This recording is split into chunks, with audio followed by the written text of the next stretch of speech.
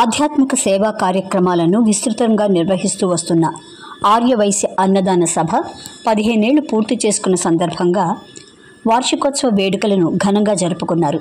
ఆర్యవైశ్య అన్నదాన సభ వ్యవస్థాపక అధ్యక్షురాలు భాగ్యలక్ష్మి అధ్యక్షతన సోమవారం జరిగిన ఈ వేడుకలకు చెన్నై జార్జ్ టౌన్లోని శ్రీ కన్యకా పరమేశ్వరి దేవస్థానం వేదికైంది.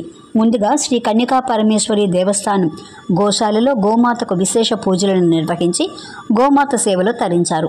అనంతరం శ్రీ కన్యకా పరమేశ్వరి ఆలయ మహామండపంలో దాదాపు 60 మంది మహిళలతో లలితా సహస్రనామ పారాయణాన్ని భక్తి శ్రద్ధలతో నిర్వహించారు. ఈ లలితా సహస్రనామ పారాయణం కార్యక్రమంలో ఆర్యవైశ్య అన్నదాన సభ సభ్యులతో పాటు సునాద వినోదిని బృందం, లలితా సహస్రనామ మండలి గ్రూప్, విల్లివాకం కృష్ణవేణి బృందం వారు కూడా పాల్గొని సామూహిక పారాయణం చేసి వాసవి అమ్మవారిని వేడుకున్నారు. వార్షికోత్సవ వేడుకల్లో పాల్గొన్న వారందరికీ అన్నప్రసాదాలను అందించారు. ఈ సందర్భంగా భాగ్యలక్ష్మి మాట్లాడుతూ తమ సభ 15 ఏళ్లు పూర్తి చేసుకోవడం ఎంతో సంతోషంగా ఉందని అన్నారు. ఆధ్యాత్మిక సేవా కార్యక్రమాలతో ముందుకెళ్తున్న తమకు పలువురు దాతలు సహకరిస్తున్నారని, వారందరికీ మనస్ఫూర్తిగా కృతజ్ఞతలు తెలుపుతున్నానని పేర్కొన్నారు.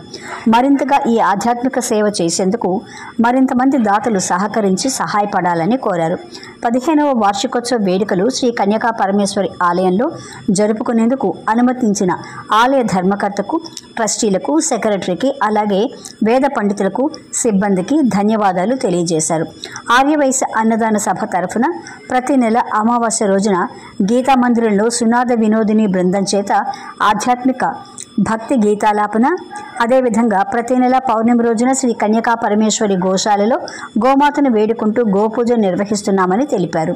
ఈ కార్యక్రమాలు అదేవిధంగా ప్రతి నెల కొనసాగుతాయని తెలిపారు. గోమాత లోకమాత అని ప్రతి ఒక్కరూ గోమాత సేవలో తరించాలని ఆకాంక్షించారు.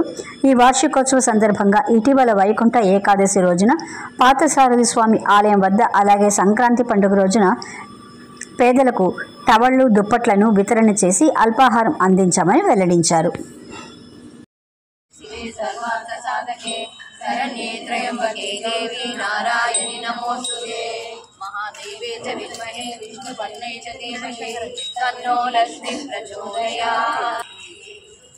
అట్లా వచ్చి దూడకు చేయించండి.